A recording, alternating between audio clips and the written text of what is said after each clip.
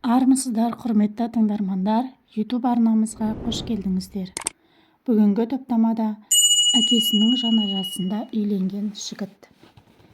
Әдетте қарбалас тірліктен қолы босамайтын ата-анасы жанында қалып, бар назар өзіне ауғанда бала көңілі шаттанады ғой шіркін. Көптен бері Әсем мен Мадияр өз ұлы Мақсатқа көңіл бөлмей кетпеді. Ертелі-кеш жұмыс басты, бұл жас жұп күн қараңғыда үйіне оралады. Ұлын 5 жасында сүндетке жатқызып, бүкіл ағайын туған-туыстың басын қосып, құдайы тамақ береді. Жұмыс басты болғандықтан көбіне жиын тойдан қалып қоятын. Әсемге есеппен сыйласатын мына заманда ешбір абысын қол ұшын созбады. Күн ыстық, шыжып тұрған кез. Ертеңіне тал түске ыстыққа қалмайын деп, бүкіл ыдыс-аяқты далада асыға жуып жатты. Мақсат анасының аяғының астына оралып болар емес. Ар ойна, ыдыстарды сындырарсың деген анасының сөзіне құлақ асар бала жоқ. Жердің бәрі шылқа-шылқа су болған соң, аяғы тайып алма салатын шиша ыдыстың қырына дәл аузымен құлады. Шырылдап жылап аузының бәрі қан-жоса болды. Шиша сынып үстіңгі ернін мұрнына дейін екіге айырып жіберген еді. Ол аздай майда сынықтар тісінің араларына кіріп кетті. Бірнеше тісі сынып қалды. Әсемнің зәресі зәр түбіне кетіп, баласымен қосыла жылап жүр. Қолы дірілдеп әрең дегенде жедел жәрдем шақырды. Ауруханаға апарып шиша қалдықтарын алып ота жасап ернін тігіп берді. Баланың құлағының жақсылығы сол. Отбасында жылулық, бала жүзінде риясыз қуаныш пайда болды. Әйтпесе соңғы кезде балаға уақытылы көңіл бөлмеудің өзі жас жұптың осал тұсы болып көрінетін. Алайда ерніндегі тігістің жазылуына қиынға соқты. Қайта-қайта қанап, су тиіп іріңдей бастады. Баланың жылауы көбейіп, ызбайланып тым ынжық болып кетті.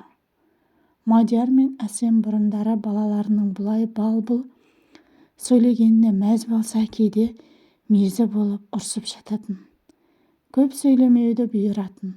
Енді міне оның сыңғырлаған үнін еститін емес, ыңырсып, кейде саусақтарымен нұсқап көрсетіп қалауын сөзбен жеткізуді тоқтатты. Ерніндегі жары ауыратын болғандықтан сөйлегісі келмей жүрген болар, деп әке-шешесі қатты назар аудара қойған жоқ. Әсем мұғалімдік қызметінен уақытша демалыс алып баласына өзі қарап жүр. Баласының жылауы күн сайын үдей түсуде. Алғашында жаны ашып, ұлын ұрыспай мәпелеп жүрген ана байғұстың төзімі таусылуға шақ қалды. Мақсат көбінесе бала бақшада болып әке-шешесін мазаламайтын. Себебі күндері Әсем өзінің анасына апарып тастаушы еді. Енді міне өз баласын өзі жақтыра алмай әрең шыдап жүр. Анасына қоңырау шалып, жиен немересін тым еркелетіп жіберген айтпақ болды. Алло, мама, қалыңыз қалай? Жақсы, шүкір қызым, өздерің қалайсыңдар? Мақсат тәуір болайын деді ма? Жоқ, қайдағы, керісінше еркелеп ынжықтанып жүр. Әбден еркелетіп жіберген сияқтысыз. Ерке болсын, бұзық болсын, мейлі. Ең бастысы аман болса болғаны. Қандай бәледен аман қалды емес пе? Телефонды берші, сөйлесейін деді. Мақсат әжесіне бірдеңелерді айтқысы келгенмен сөйлей алмай ыңылдап қойды. Ақыр соңы ызасы келген балақай бар даусымен жылап жіберді. Оған не болған анасы еш түсіне алар емес. Біршама уақыттан соң Әсемнің анасы қайта хабарласты. Қызым, мен алаңдай бастадым. Мақсат сөйлегісі келеді. Бірдеңелерді айтты, бірақ сөздер түсініксіз. Ол бұлай еркелеген емес, өзімен өзі ойнап жүретін бала еді. Сөздері анық болатын. Қызым, бұл еркелік емес, өткен жолы құлағанда зақым келген жоқ па?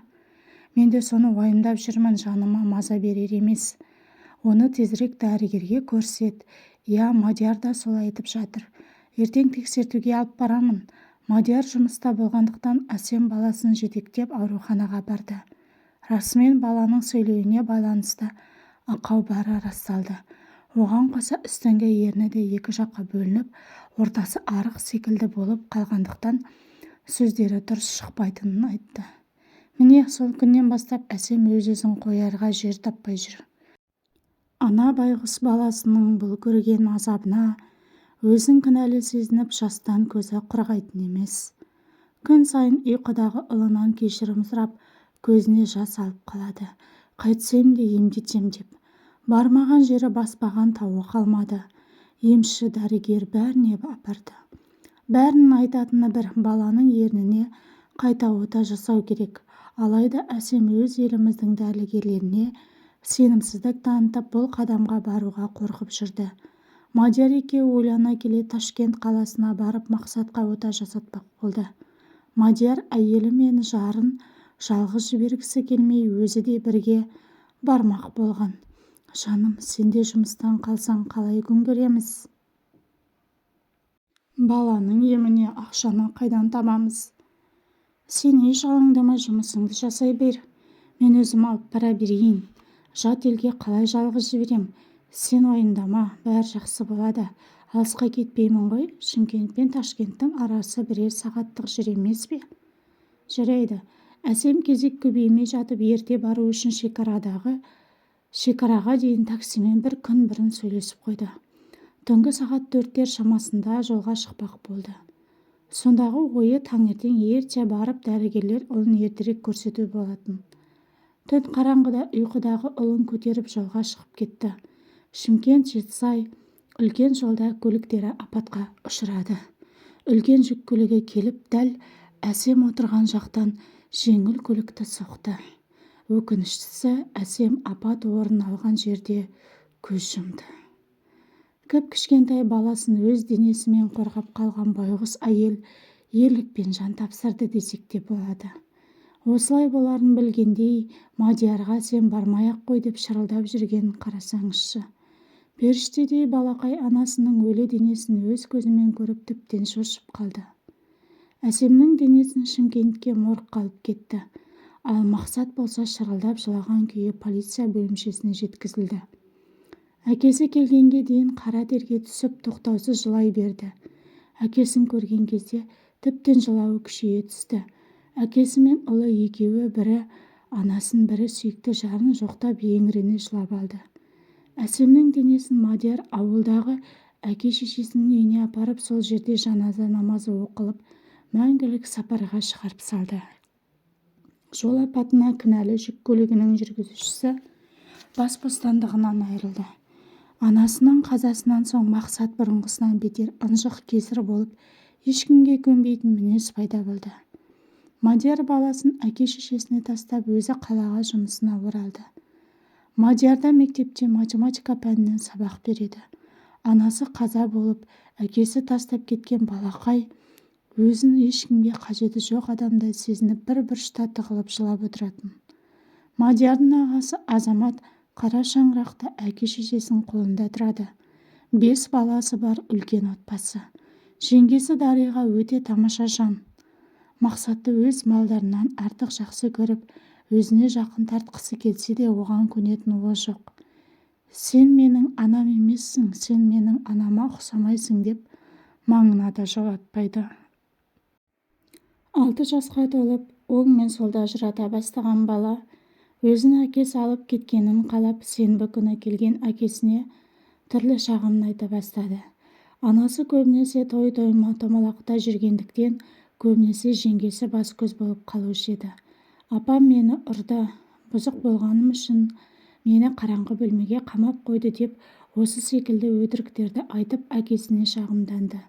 Бұл сөздерді түсіндіре алмай, сақауланып қиналып жылаған баласын құшағына қысып, үнсіз көз жасын ешкімге көрсетпеуге тырысты. Онсыз да қайғыдан қабырғасы қайысып өлердей сенген жеңгесінен мұндай күтпеген Мадияр ешкімді тыңдамай жеңгесіне өте ауыр сөздер айтып, жүрегіне жара салды. Ұлын жетектеп бұл үйге қайта келмесе есігін тарс жауып кетті де қалды. Қыркүйек айы келіп жетті. Мақсат даярлық сыныбына бара бастады. Әкесі үнемі өзімен бірге жетектеп, қай сыныпқа сабақ берсе сол сыныпқа алып барып отырғызып қоятын. Мақсат күн өткен сайын тұйықтала берді. Айтқан сөзін сыныптастары түсінбей бірнеше рет қайталап сұрай бергенінен, дұрыс сөйлей алмағаннан ызасы келіп қолын бір сілтеп сөйлемей кететін. Айналасындағы адамдардан алшақтай берді. Педагогтың жұмысы өте ауыр әрі төзімділікті талап етеді. Бітпейтін қағаздар, тексерулер, одан қалса әр оқушының мінезі, сабақ үлгерімі, сол үшін сөгіс естуі бар. Ал енді бұл шаруаға жас әкенің үй шаруасын қосыңыз. Өзі әке, өзі ана болып, баласының асын беріп, кірін жуып, үтіктеп жүргенде өз баласымен тілдесуге мүлдем уақыт таппайтын. Мақсатты жарының аманаты санап, көзінің қарашығындай сақтап жан баласынан қорғап жүргені, мен оған көңіл бөліп, әңгімесін тыңдауға әкесінің уақыты жетпейтін. Солай күндер өте берді. Әйел үйдің мерекесі екенін, әйелсіз үй қаңыраған бос сарай боларын Мадияр ұғына бастады. Әйелімен қол ұстасып жүрген отбасыға, сүйсіне әйеліне қас-қабағын түйіп жүретін жігіттерге өз ақылын айта жүретін.